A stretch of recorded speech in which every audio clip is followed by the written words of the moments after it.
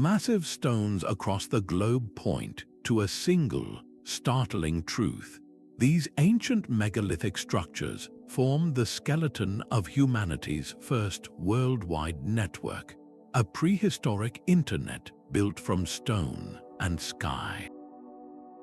By the end of this journey, you will see a map of our planet that predates history itself, revealing a connected ancient world. How did cultures separated by oceans build with the same celestial blueprint? And what profound knowledge were they trying to preserve across the millennia? What does this hidden chapter of our shared past tell you about our deepest need to connect? These colossal stones speak a silent language of geometry and ambition. A megalith is far more than a big rock. It is a statement. It declares that a group of people chose to move mountains, quite literally, to leave a permanent mark upon the earth. They selected stones weighing many tons, dragged them across miles of rugged terrain, and raised them towards the heavens, all without the wheel or metal tools. This was not a casual undertaking. It was a project that would consume a community's energy for generations, demanding a shared vision and a highly organized society. Someone had to design the plan, others to quarry the stone, and hundreds more to pull the ropes. This level of coordination hints at a powerful, unifying purpose that bound people together for a common goal far greater than any single individual. What could possibly inspire such a monumental and sustained effort, repeated across continents and centuries? The answer seems written in the alignments of the stones themselves, pointing consistently towards the sun, the moon, and the stars.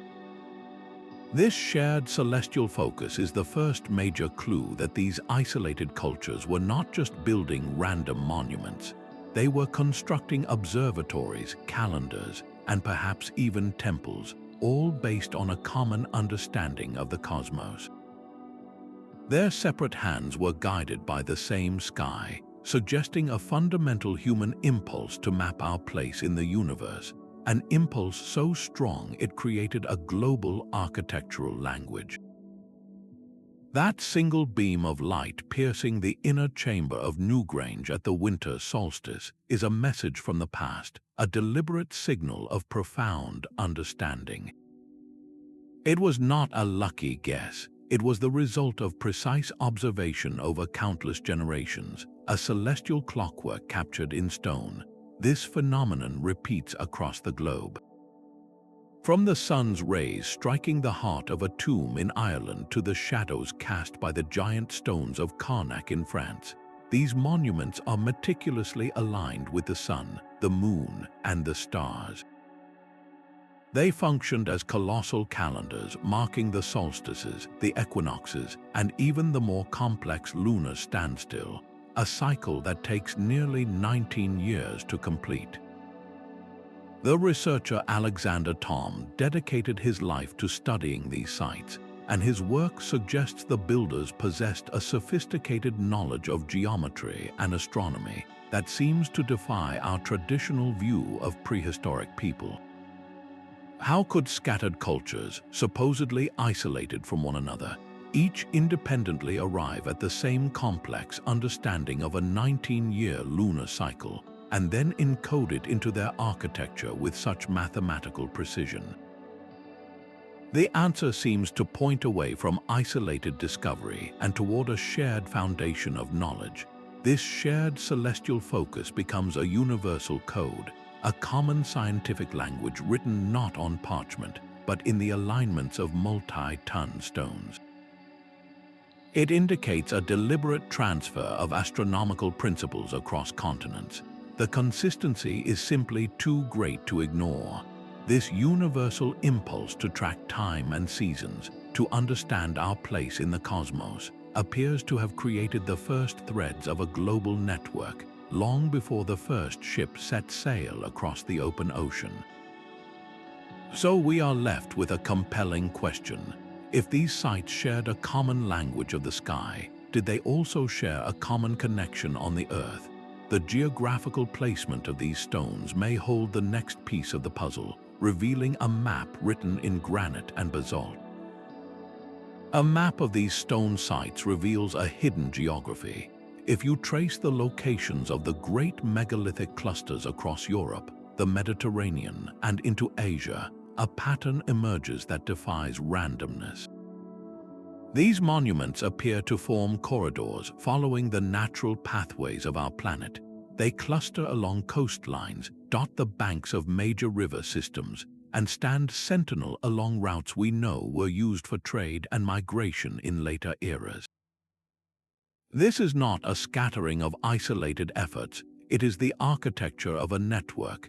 The great stone temples of Malta, the towering menhirs of the Caucasus Mountains, and the ancient stone circles of India seem to form a loose chain, a series of waypoints across vast distances. The stones themselves tell a story of movement. Geologists analyzing the rock at sites like Stonehenge have determined that some of the massive blue stones were transported over 200 miles from their source in Wales. This was not a local project using local materials. It was a deliberate, monumental effort that required planning, logistics, and a knowledge of the land spanning great distances. This evidence of long-distance stone transport shatters the image of insular, static communities. It paints a picture of a mobile and connected prehistoric world, where people were not only capable of moving multi-ton rocks across the landscape, but were also engaged in acquiring resources from far beyond their immediate horizon. This deliberate placement transforms these monuments from simple local shrines into something much grander. They become landmarks, beacons guiding travelers across both land and sea. Their consistent alignment with the heavens provided a universal navigational aid, a celestial map fixed in stone, but their geographical positioning suggests they were also terrestrial guides, marking safe harbors, river crossings, and mountain passes. Were these sites the ancient equivalents of major ports or central train stations, hubs in a nascent global system of exchange? This network of stone waypoints logically points toward a profound and often underestimated capability, the art of prehistoric seafaring. If ideas and architectural blueprints could travel, it was because people were traveling too, navigating the open oceans to carry a shared vision from one shore to the next. The silent stones along the coastlines were not just watching the sea, they were waiting for it.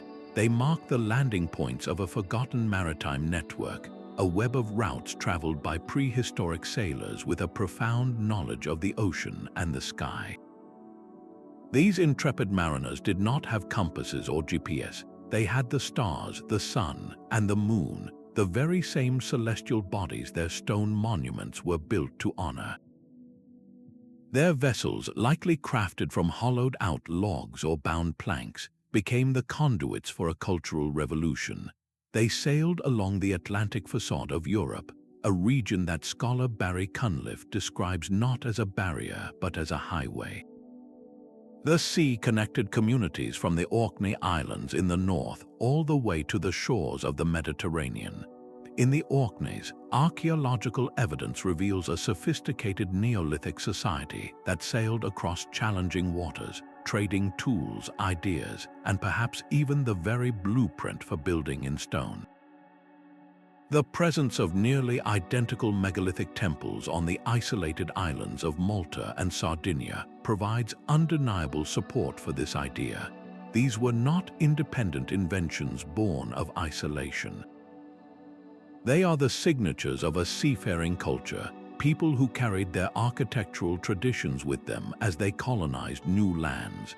The consistent astronomical alignments found at these far-flung coastal sites are the final piece of evidence. The people who built them shared a single, unifying vision of the cosmos, a vision they transported across the waves. This maritime highway explains the incredible speed and uniformity of the megalithic phenomenon. If they could navigate the open ocean, they could certainly share the secrets of their stone calendar technology. This vast network of movement and connection naturally leads to a deeper question. What other, more precious cargo was being carried on these ancient voyages? What was the true treasure being exchanged along these stone-marked routes? The stones themselves are a canvas etched with a code that crosses oceans. Carved into the granite of a tomb in Ireland, you find the same spiral that adorns a solitary menhir in Portugal. Across thousands of miles, these cultures were repeating the same visual patterns, concentric circles, zigzags, and puzzling cup and ring marks that appear from the Scottish Highlands to the sun-baked plains of Iberia. The meaning of these symbols is a whispering echo from a world without writing, yet their widespread distribution is a shout. This was not random art. It was a universal visual language. Archaeologists suggest these forms may represent deities, chart the movements of the sun and moon, or map the contours of a spiritual realm. The consistency is too precise, too deliberate to be coincidence. It signifies a shared set of beliefs, a common cosmology that was communicated, adopted, and understood across vast cultural distances. These carvings were a non-verbal communication system, a set of ideas so powerful they resonated from one community to the next, creating a collective identity that transcended local tribal affiliations. What profound stories about creation, the afterlife, or the nature of the cosmos were these symbols meant to encode for future generations? This shared artistic heritage reveals the network's true depth. It was not merely a system of trade routes or navigational markers. It was a profoundly spiritual web bound together by a common vision of the universe. This spiritual connection, etched in stone, makes you wonder about the people who maintained this network. What kind of social structure could possibly support and perpetuate such a wide-ranging, ideologically unified system across millennia? These master builders were the architects of a prehistoric worldview, moving between communities as honored guests and revered teachers. They combined the roles of priest, astronomer, and engineer into a single, powerful vocation.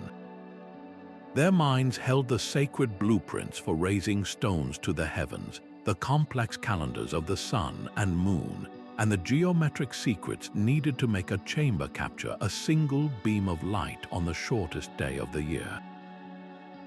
This was not common knowledge. It was a specialized science carefully guarded and passed down through rigorous training, likely within select families or through long apprenticeships.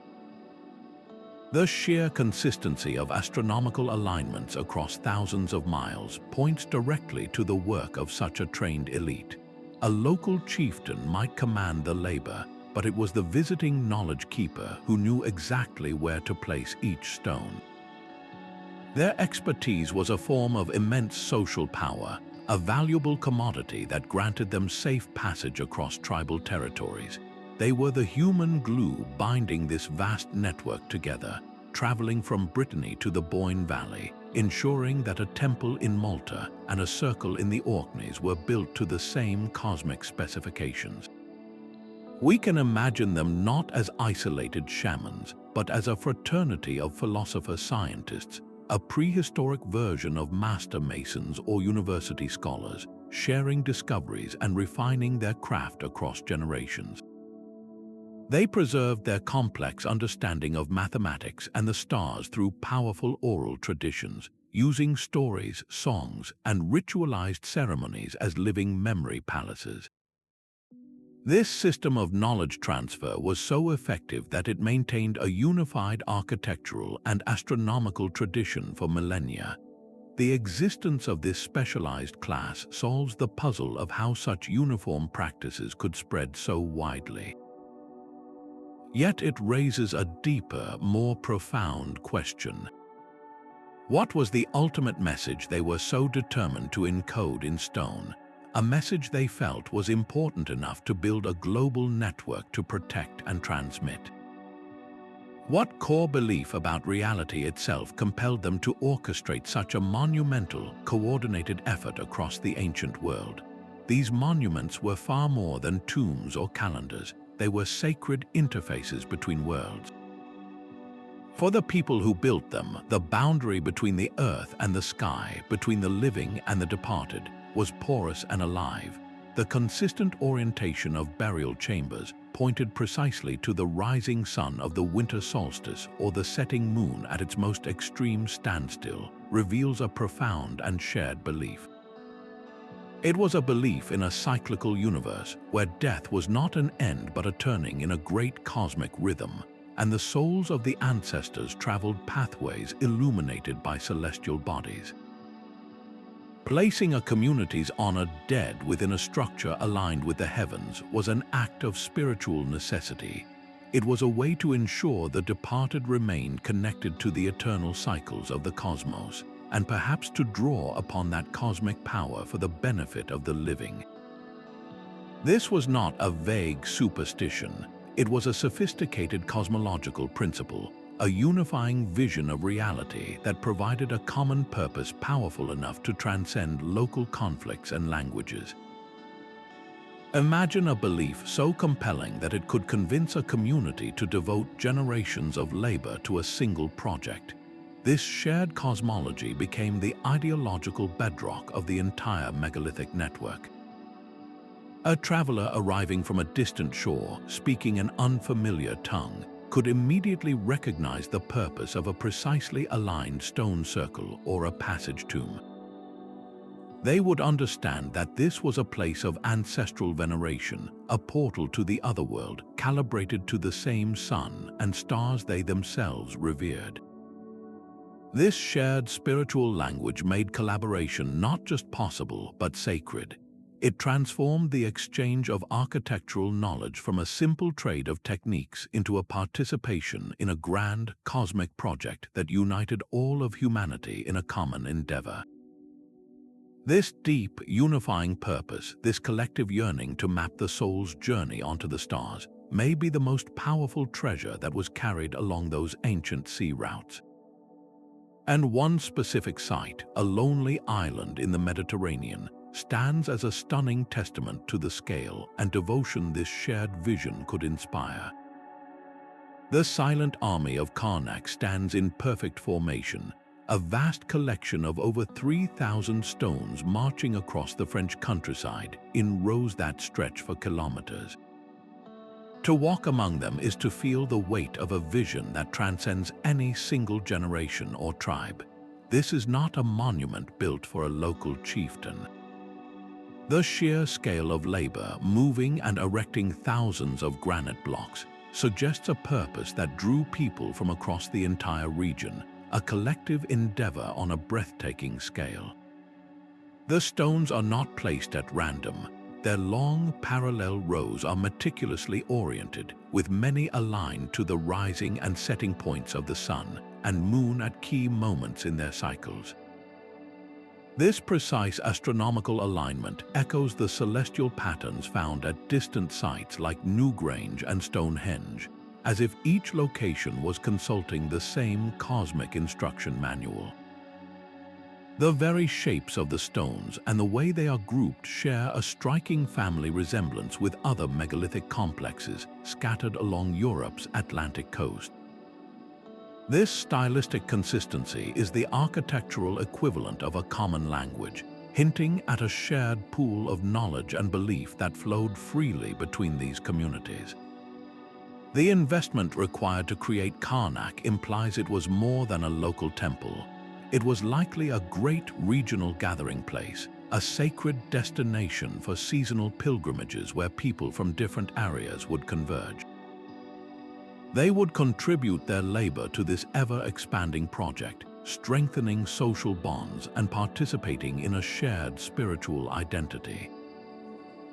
Karnak emerges not as an isolated wonder, but as a central hub in the prehistoric network, a place where astronomical knowledge, architectural techniques, and cosmological beliefs from across the ancient world were consolidated into a single, monumental landscape.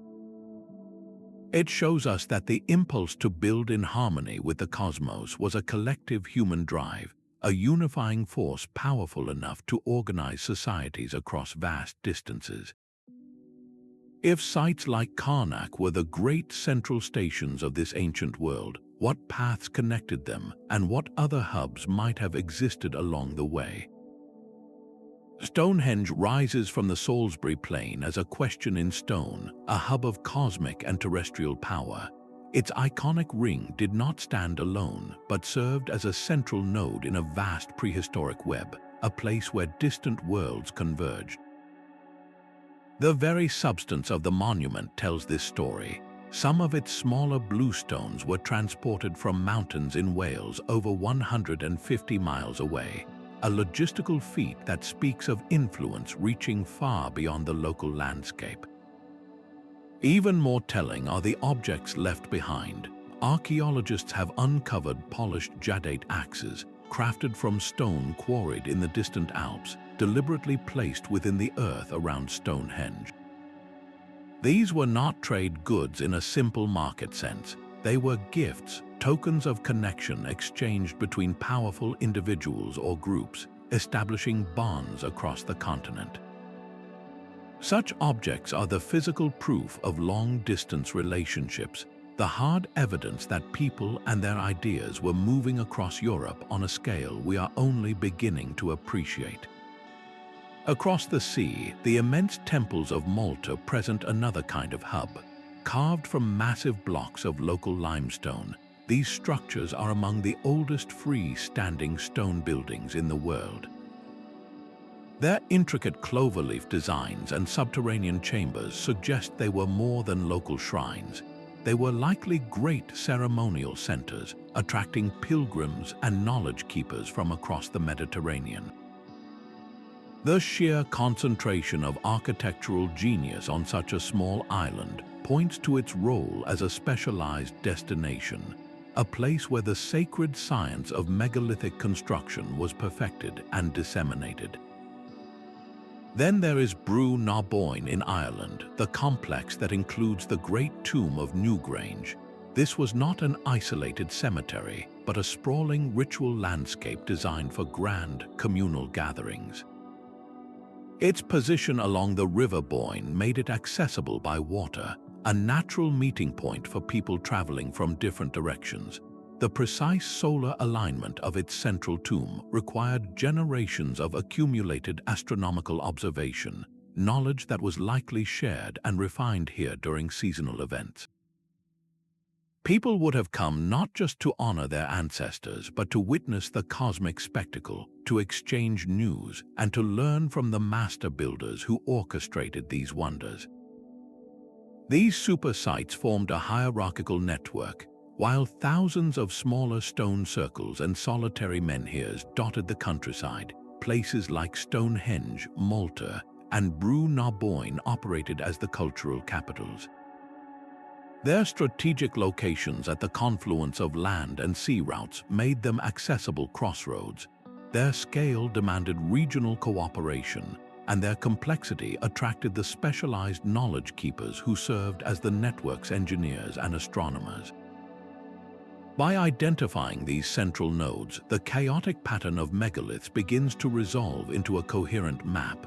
We can start to trace the flow of ideas, following the routes that connected these great hubs to the smaller outposts. This was not a flat web of equal sites, but a system with clear centers of gravity, places that amplified and broadcast a shared vision across the ancient world. If these hubs were the beating hearts of the network, then the paths between them were its vital arteries. What sustained this system for thousands of years, and what ultimately caused its pulse to fade, leaving only its stone skeleton behind for us to decipher? This network of stone and sky extended far beyond the shores of Europe, reaching into the heart of Asia. In the Caucasus Mountains, between the Black and Caspian Seas, stand thousands of ancient megaliths known as dolmens. These stone structures, often forming small houses with a single porthole-like entrance, bear a startling resemblance to those found in Western Europe. While separated by thousands of miles, the architectural blueprint is unmistakably similar, a shared design that speaks of distant connections. Further east on the Korean peninsula, another vast collection of dolmens rises from the landscape. In fact, Korea contains nearly half of all the known dolmens in the entire world. These massive stone tables, some capstones weighing over 100 tons, mark the resting places of a society with the means and knowledge to move mountains. The sheer concentration of these monuments in Korea suggests it was a major center of this building tradition, a hub of its own with influence radiating across the region. The presence of nearly identical stone structures in such disparate locations presents a profound challenge to the old idea of isolated cultural development. How could such a specific architectural form appear independently in the Caucasus, in Korea, and in Western Europe? The stones themselves suggest a different story, one of ideas traveling along the ancient trade routes that would later become the Silk Road, carried by migrating peoples and shared between cultures across the Eurasian landmass. This eastward expansion of the megalithic phenomenon reveals a network of truly global proportions, connecting the Atlantic coast to the shores of the Pacific. It forces us to reconsider the entire map of prehistoric human interaction, revealing a world that was far more interconnected than we ever imagined. What does this sprawling, intercontinental system reveal about the fundamental forces that drove humanity to build it in the first place? The sheer number of these structures in Korea is staggering, containing nearly half of all the dolmens known to exist on the planet. These colossal stone tables, some with capstones heavier than a dozen elephants, mark the landscape with a quiet authority. Their form is unmistakable, a design that echoes across continents. A burial chamber built under a massive, balanced slab in the Korean countryside shares a fundamental architectural blueprint with a dolmen standing in the foothills of the Caucasus Mountains thousands of miles away. This is more than a vague similarity. It is a specific structural idea repeated across the world. Further south, in India's Nilgiri Hills, the story continues. The site of Higher Benacle is a city of stone with hundreds of megalithic tombs scattered across a rocky plateau. Many of these structures are not placed randomly. Research suggests they too are oriented towards significant solar and lunar events.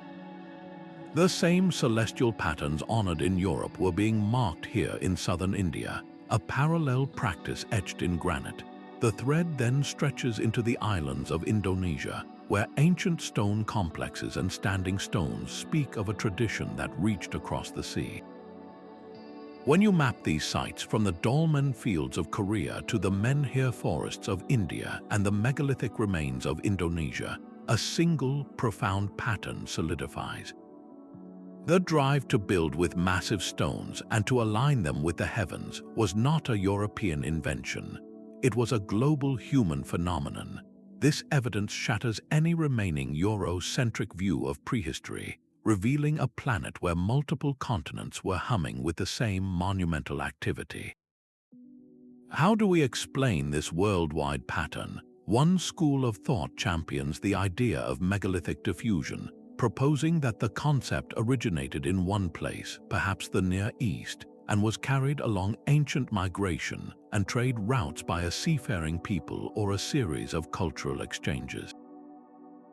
The other main theory argues for multilinear evolution, suggesting that different human societies separated by vast distances independently arrived at the same solution. They posit that the human mind, when faced with the universal, needs to honor the dead, track time, and seek meaning in the cosmos, naturally turns to the most permanent material available, stone. The truth may lie somewhere in between. The core impulse to build big and look skyward may be a fundamental part of our shared cognitive toolkit, a seed present in all human cultures. Yet the striking similarities in specific designs, like the dolmen form, and the shared focus on complex astronomical alignments, strongly suggest that this seed was watered by more than just isolated contemplation. It points to a slow, indirect exchange of ideas, a whispering chain of cultural contact that transferred a powerful architectural and spiritual vocabulary across millennia. This global tapestry of stone forces a humbling question. If this network was so vast, stretching from the Atlantic to the Pacific, where did the thread first begin? What point of origin could possibly account for a tradition that eventually wrapped itself around the entire world? The question of a single origin for these stone monuments sparks one of archaeology's most enduring debates. Did the blueprint for this global network emerge from a single, brilliant source, or was it a universal human instinct waiting to be awakened everywhere at once? One school of thought, diffusionism, points to the rapid spread of megalithic sites across Western Europe as evidence of a cultural wave. This theory suggests the core idea, perhaps born in the eastern Mediterranean or along the Atlantic coast, was carried by travelers, traders, or migrating groups, a precious seed of knowledge planted in new soils. The opposing view, isolationism, argues for independent invention. It proposes that the impulse to build with giant stones is a natural, almost obvious solution for any society seeking to mark sacred ground or honor its ancestors. After all, what material is more permanent, more powerful than the very bedrock of the earth? This perspective sees the similarities not as proof of contact, but as a testament to a shared human psychology. Recent genetic studies have deepened the mystery, revealing a complex tapestry. They show clear evidence of population movements during the megalithic era, lending weight to the diffusionist argument that people were on the move, carrying their ideas with them. Yet the same data also reveals profound local continuity, proving that these incoming ideas were not simply imposed, but were adopted and transformed by established communities. This suggests a hybrid model, a more nuanced truth. Perhaps a core set of spiritual and astronomical principles traveled along ancient routes carried by a few. But when these ideas arrived in a new land, they were not copied verbatim. They were reinvented. Local builders interpreted the cosmic principles through their own cultural lens, using locally available stones and adapting the designs to their specific landscape and beliefs. The result was a global phenomenon with distinct local flavors, a symphony of stone composed of countless variations on a universal theme. This unresolved debate is far from just academic. How we answer it fundamentally shapes our understanding of the alignments themselves. Were these celestial sightlines part of a rigid, prescribed doctrine passed from master to apprentice? Or were they local discoveries, unique expressions of a common yearning to understand the sky? The stones hold the answer, not in a single story, but in a chorus of countless voices from our collective past. But the celestial map was only half the story.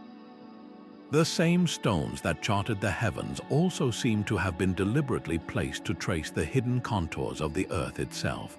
This concept moves beyond astronomy into the realm of geomancy, an ancient practice of reading the landscape as a living, spiritual entity. In the early 20th century, an Englishman named Alfred Watkins had a sudden vision of the countryside not as a random collection of features, but as a network of straight lines. He called these alignments ley lines, proposing that ancient sites from stone circles to old churches were intentionally positioned along these invisible pathways, connecting prominent hills, sacred springs, and other significant points in the land. The idea is that our ancestors perceived a subtle energy or spiritual quality flowing through these alignments, and they built their most important structures directly upon them to tap into this power. Whether these lines represent actual Earth energies or simply a symbolic way of organizing sacred space is a debate that continues to this day. Skeptics point to statistical probability, arguing that with so many ancient sites dotting the landscape, some are bound to fall into straight lines purely by chance. Yet, the persistent recurrence of this idea across different cultures is difficult to ignore. From the song lines of Aboriginal Australia to the dragon lines of Chinese Feng Shui, the concept of the earth being crisscrossed by lines of spiritual force appears to be a universal human intuition. This suggests the megalith builders may have been engaged in a form of world-making, weaving a sacred geography that connected the power of the land with the cycles of the cosmos. Their monuments were the knots in this vast, invisible net. If they were indeed mapping these terrestrial alignments, it implies a staggering feat of surveying. How could they possibly plot these straight lines across dozens, sometimes hundreds, of miles of rugged, forested terrain?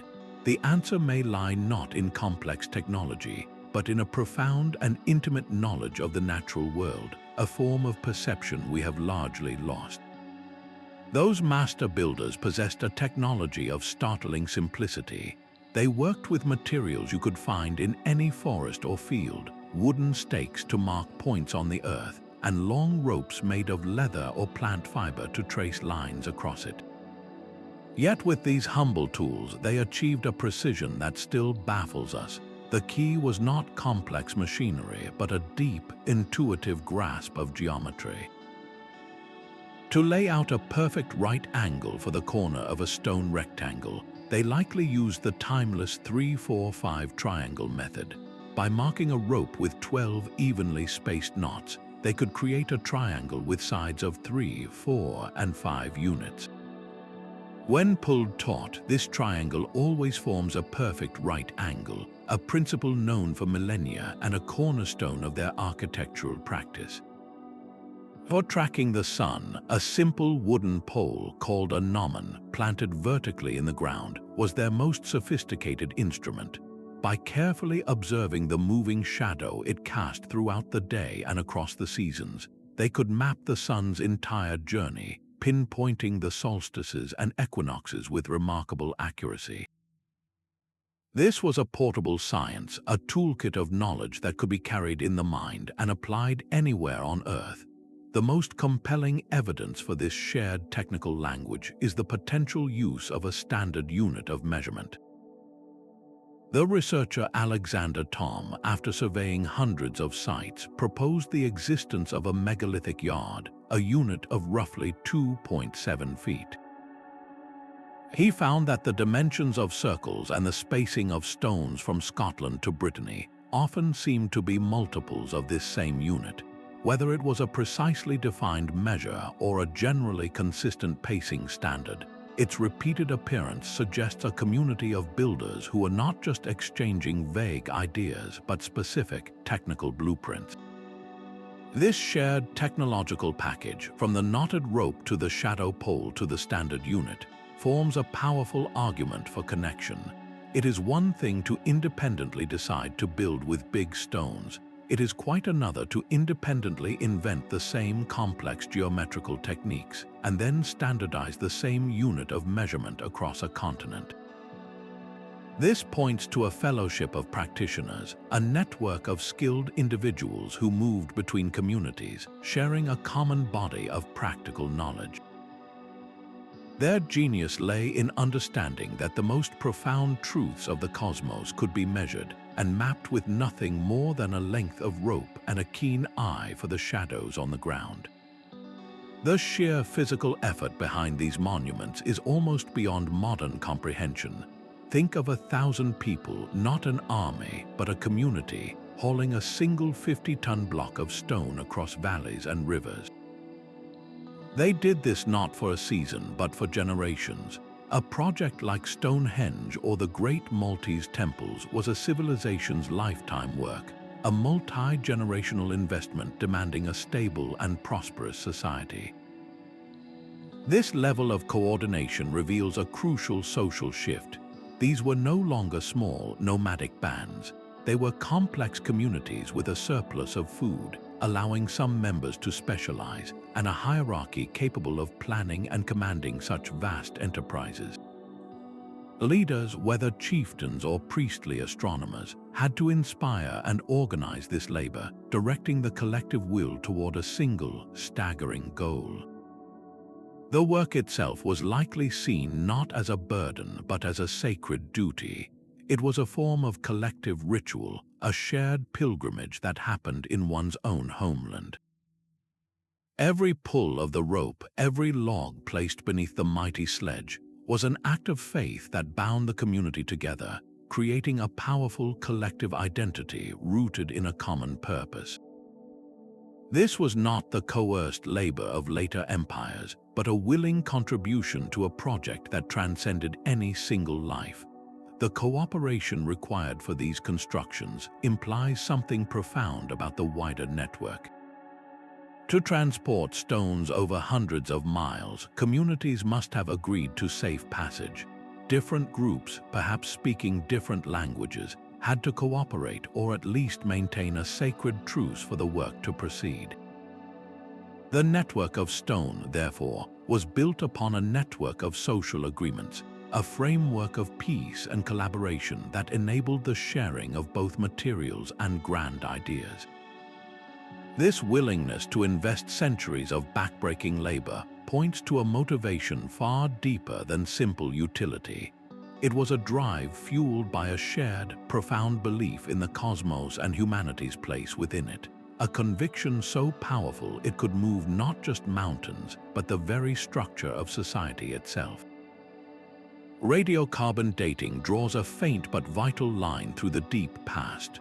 When scientists analyze a piece of charcoal from a burial chamber or a sliver of bone found beneath a fallen menhir, they are capturing a single moment in time, a flicker of human activity frozen in the decay of carbon atoms.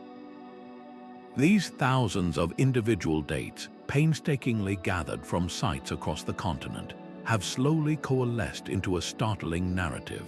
The first great stone structures in Europe were raised around 6,500 years ago, and for the next 2 millennia, this architectural tradition spread, evolved, and flourished.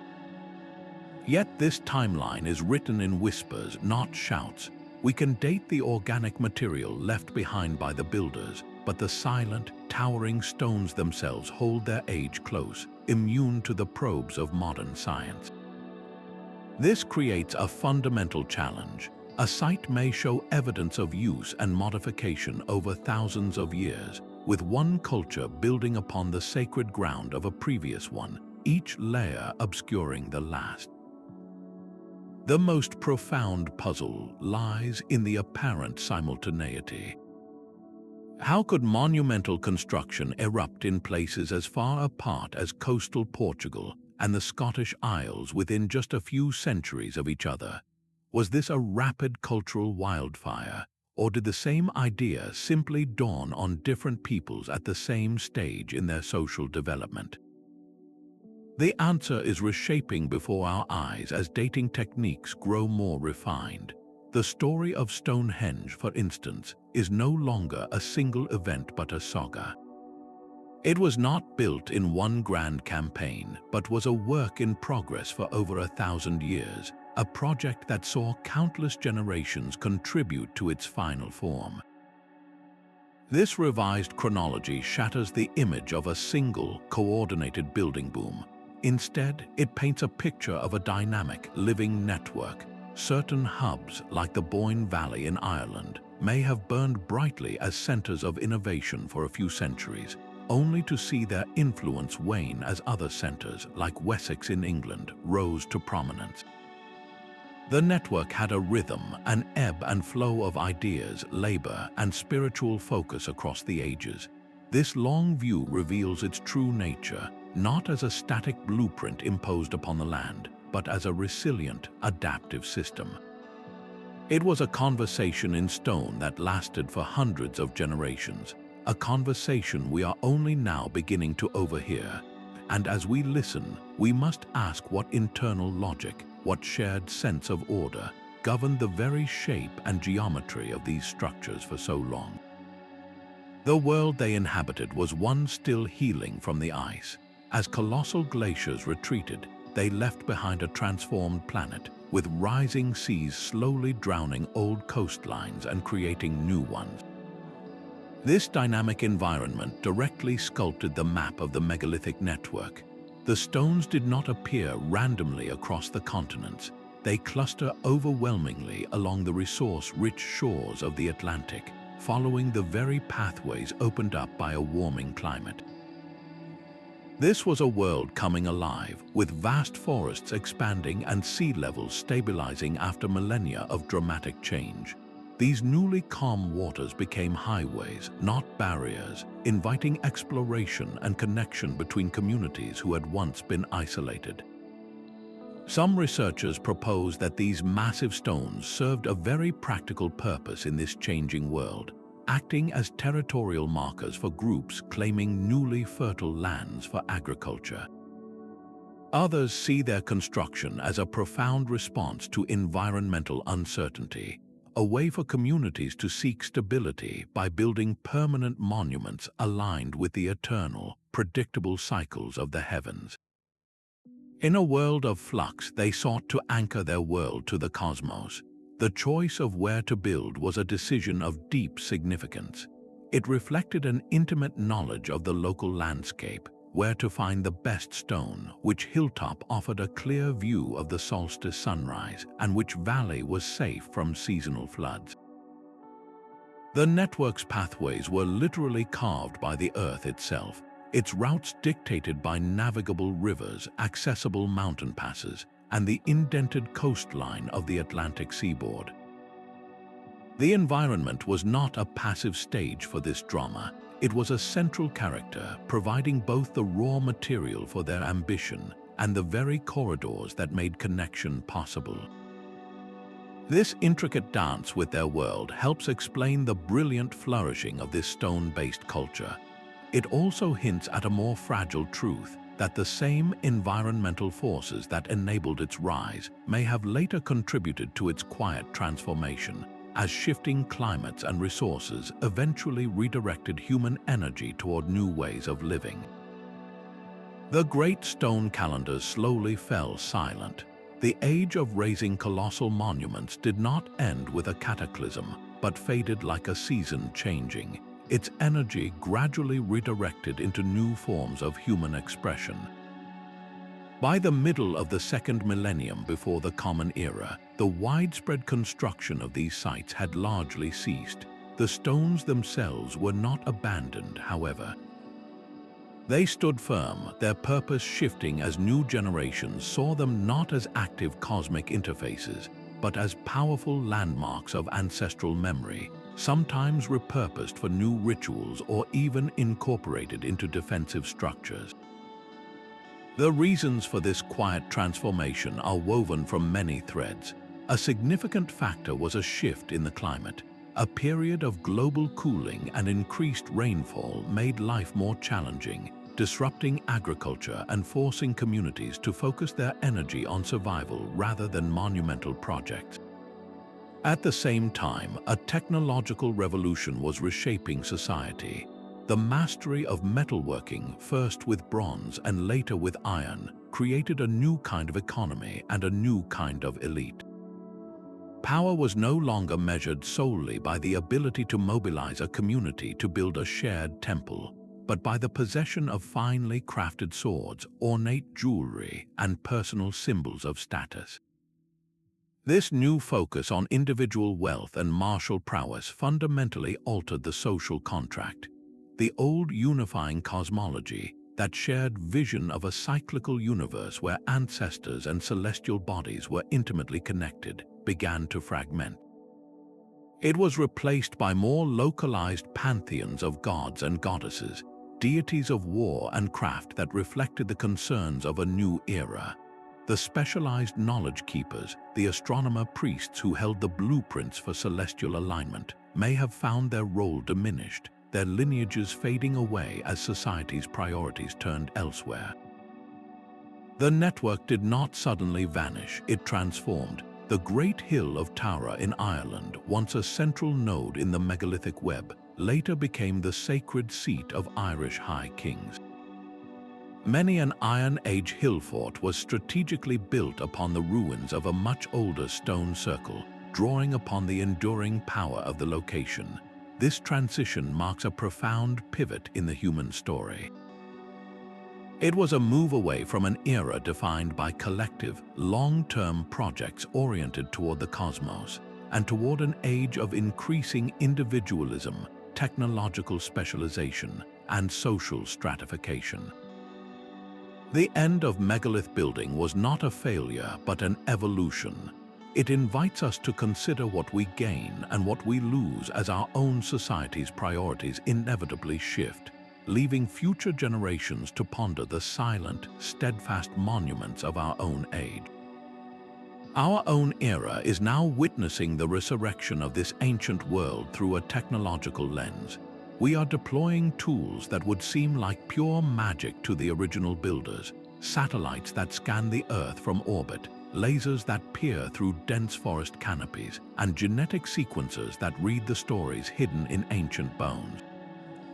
This is not speculation anymore, it is a data revolution.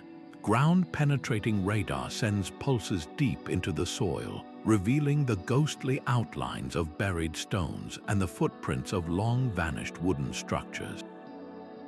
From the air, aerial surveys are identifying subtle earthworks and crop marks, patterns invisible from the ground that betray the presence of a forgotten monument. These methods have uncovered hundreds of new sites, proving the network was far denser, far more extensive than our history books ever allowed. The most transformative tool is LiDAR, light detection and ranging. By firing millions of laser pulses from an aircraft, it can digitally strip away trees and undergrowth to create a precise three-dimensional map of the ground surface. What it has revealed is breathtaking. In places like Stonehenge, LiDAR has shown that the famous stone circle was merely the heart of a sprawling ceremonial complex.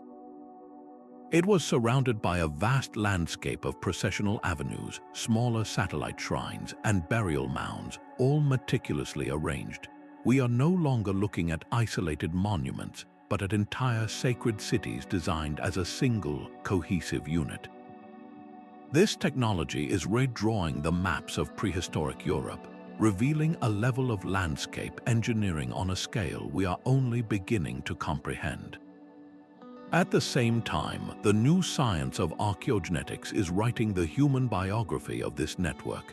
By analyzing ancient DNA extracted from skeletal remains, scientists can now trace the movement of populations with astonishing precision. The results are clear. The megalithic period was a time of significant migration. The genetic evidence shows that people were moving across Europe, from the Mediterranean northward and along the Atlantic coast. This provides the biological proof for the cultural connections we see etched in stone. The same people who carried distinctive pottery styles and farming techniques also likely carried the shared knowledge of celestial cycles and stone working. It was not just ideas that traveled, it was people. Their very bones confirm that this was a connected world.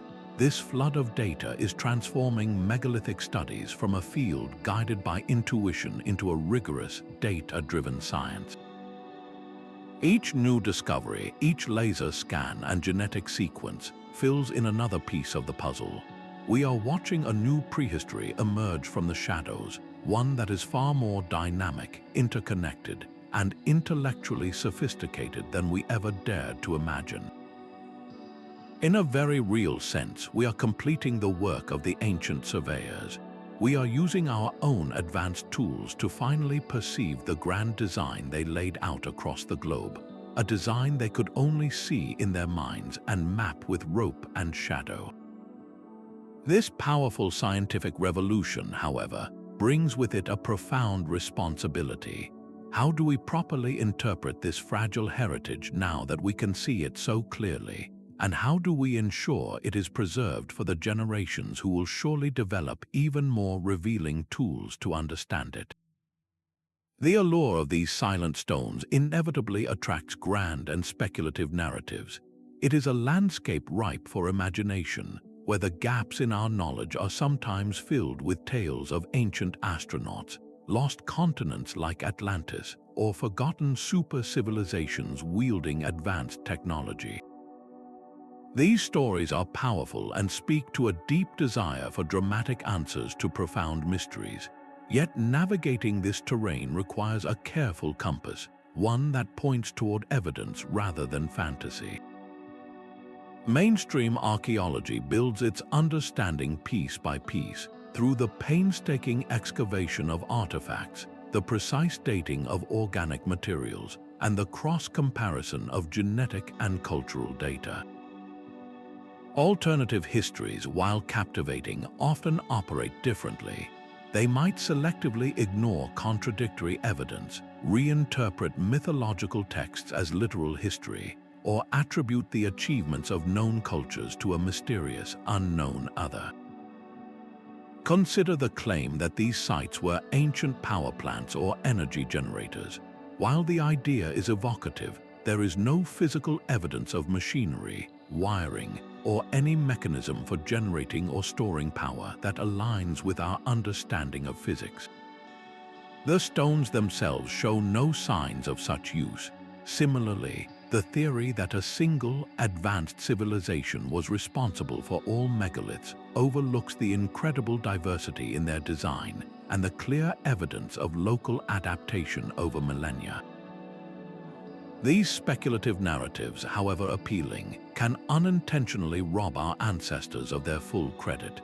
The genuine story is one of human ingenuity rising to meet a profound spiritual and intellectual challenge. It demonstrates that with careful observation, simple tools, and incredible social organization, prehistoric societies achieved feats that still inspire awe. Engaging with fringe ideas is part of a healthy curiosity, but a critical mind asks for the evidence. Where is the artifact, the inscription, the geological proof? By adhering to scholarly rigor, we do not diminish the wonder of the megalithic world. We amplify it. The truth that emerges is arguably more impressive, a testament to the universal human capacities for cooperation, astronomical genius, and a shared yearning to connect with the cosmos. This disciplined approach ensures that the map we are drawing of this prehistoric network is built on the solid bedrock of reality, preserving the integrity of one of humanity's most enduring and collaborative achievements. The evidence now converges into a single, stunning portrait of a connected ancient world. Each thread we have followed, from the celestial alignments to the carved symbols, interlocks to reveal a system far greater than the sum of its parts. The consistent orientation of the stones gives us the why, a shared cosmic vision that provided a universal purpose powerful enough to inspire generations of labor. The geographical placement along coastlines and rivers reveals the how, the physical corridors of land and sea that allowed this vision to travel. The recurring spirals and cup marks, the dolmens in Korea and the Caucasus, these are the what, the physical proof of a common cultural language. And the existence of master builders and central hubs like Karnak and Stonehenge shows us the who, the specialized individuals and gathering places that kept the network's knowledge alive and flowing. This was not a top-down empire commanding obedience. It was a bottom-up web of interaction, a resilient and organic exchange between communities who recognized a shared truth in each other's sacred stones. They were united not by a common ruler, but by common goals, a collective desire to understand time, honor ancestors, and anchor their lives to the eternal rhythms of the cosmos. This points to a form of cultural globalization in the deep past, a slow-motion intertwining of human thought that predates written history. The true map we are reconstructing is not one of political borders, but of a collective human consciousness, a landscape of ideas written in granite and basalt. This holistic understanding allows us to finally see these monuments for what they truly were, not as isolated ruins, but as the enduring nodes of humanity's first worldwide web, a testament to our innate drive to connect, to understand, and to build a legacy that would whisper across the millennia. These silent stones still stand, not as ruins of a dead past, but as enduring lessons for our own hyper-connected world. The sprawling megalithic network is a powerful testament to a fundamental human truth: our innate drive to connect, to communicate, and to collaborate on a grand scale. They achieved this global web with the most basic of technologies, proving that shared purpose is the most powerful tool of all. Whether that purpose was spiritual, scientific, or social, it was potent enough to overcome immense logistical challenges and foster cooperation across vast cultural distances. Their story holds up a mirror to our own era of digital globalization. We see our own struggles and triumphs reflected in their ancient endeavors: the rapid spread of ideas, the delicate balance between connection and cultural identity, and that timeless human quest for meaning in a vast universe. These monuments shatter the myth of our ancestors as primitive isolates. They reveal a dynamic, interactive world, populated by people capable of profound collective achievement over centuries. This legacy is a quiet challenge to our modern arrogance. It urges us to look beyond our immediate horizons and consider the long-term impact of the networks we are building today. What will our digital footprints say about us in 4,000 years? Will they speak of shared purpose and elevated understanding, or of fragmentation and noise? The megaliths teach us that the most enduring monuments are not those built from steel and data, but those constructed from shared knowledge and a common vision for humanity's place within the cosmos. They remind us that true connection has always been, and will always be, a matter of aligning our collective efforts with something greater than ourselves. We began with a single stone and have uncovered an entire world.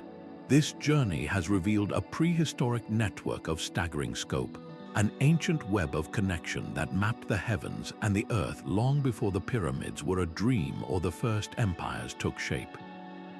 We have followed the celestial alignments that served as a universal code, the geographical pathways of rivers and coastlines that guided travelers, and the shared symbols carved into granite across continents.